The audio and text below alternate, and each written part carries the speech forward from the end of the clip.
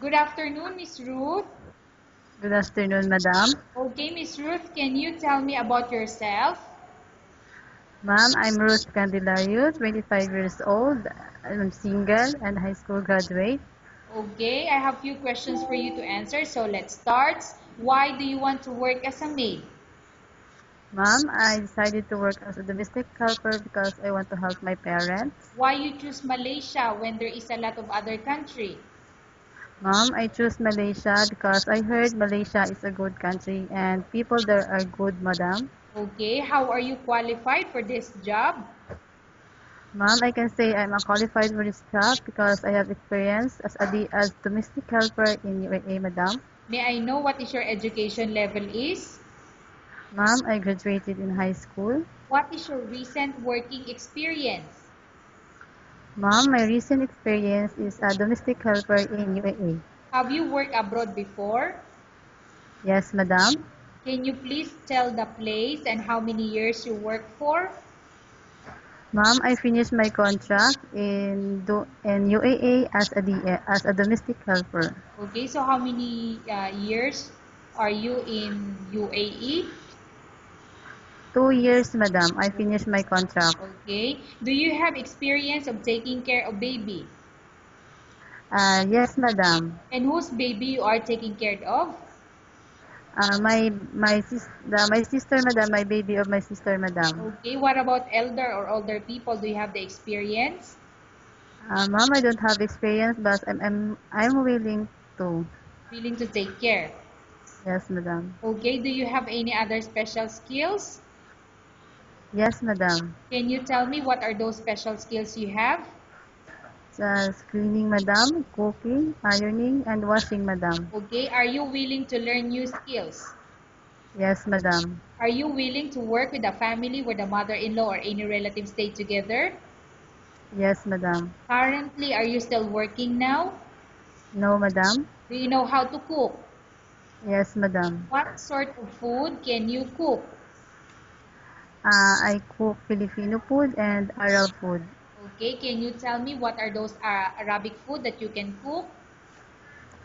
Just bush bush diay, madam. Okay, what about Filipino food that you can cook?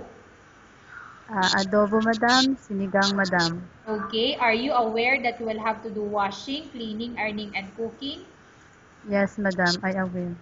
From all the house chores like cooking, cleaning, ironing, and washing, which do you like most?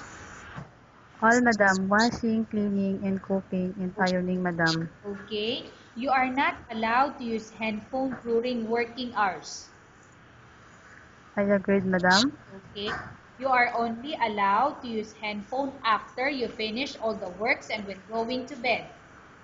I agreed, madam. You are strictly needed to surrender the handphone to your employer in the morning, and your employer will return back to you once you're going to bed. I agreed, madam. If ever your employer finds out that you're abusing your handphone and it's affected your work performance, your employer will confiscate your handphone and you're not allowed to hold it anymore. Instead, your employer will allow you to call to your family 3 times in a month. You're only allowed to bring normal phone and you're not allowed to bring smartphone. Are you agreed for the terms and conditions? I agreed, madam. Are you agreed to the rules and regulation for the handphone? I agreed, madam. How many years is the contract as you agreed and understand? 2 years, madam. Can you describe for me your ethics or your attitude? I'm obedient, helpful, and respectful, madam. Okay. How can you assure to us that you will work hard in Malaysia?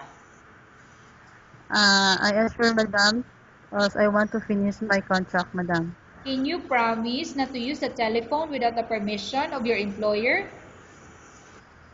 I can promise, madam. Okay. Can you promise not to put on makeup but to dress properly while work? I promise, madam. Can you promise not to not to invite friends and relatives without the consent of your employer? I can promise, madam. Can you promise not to ask for advance salary from your employer under any circumstances? I can promise, madam. Do you really understand of the rules and regulation of the agency? Yes, madam. Do you pay any placement fee for you to come to Malaysia to work as a maid?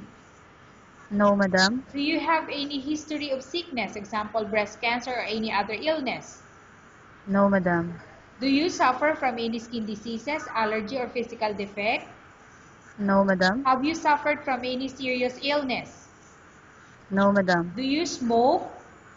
No, madam. Have you undergone any operation or surgery? No, madam. Are you medically fit? Yes, madam. Are you in any medication? No, madam. Are you allergic with any food? No, madam. Are you prepared to work for the employer of any race? Yes, madam. Are you prepared to eat the type of food taken by your employer? Yes, madam. Are you afraid being left alone in the house? No, madam. Are you afraid of dogs or other pets? No, madam. Can you promise to work according to instruction from your employer? Yes, madam. Do you have any immediate family working in Malaysia? No, madam. Okay, Miss Ruth, we have finished our question section. Let's go to case study. I have a case study for you and I want you to answer me truthfully. Upon arrival in Malaysia within 6 months, if ever any of your family members pass away, what will you do? Will you continue to work till finish your contract or you will go back? I will to choose to finish my contract first. And the things that I will do is to send money for my family instead of going home. Okay, tell us about yourself and why do you want to work in Malaysia as domestic helper? But madam, Okay, can you repeat the question, please? okay, Miss Ruth, tell us about Yes, madam. yourself and why do you want to work in Malaysia as domestic helper? Um, because I have a experience and I can sure that I can finish my contract as a domestic helper in Malaysia. Okay, Miss Ruth, what do you want to tell to your employer who watching your video? Hello, madam. How are you? Um, Go ahead, Miss Ruth. What do you want to tell to your employer? I promise to you that I am a hardworking person, and I will obey what they want to work. They want to work, and I can promise that I am a good person. Okay, thank you very much, Miss Ruth. We will Thank update you, your madam. agency if there's any selection made by the employer. Thank you, madam.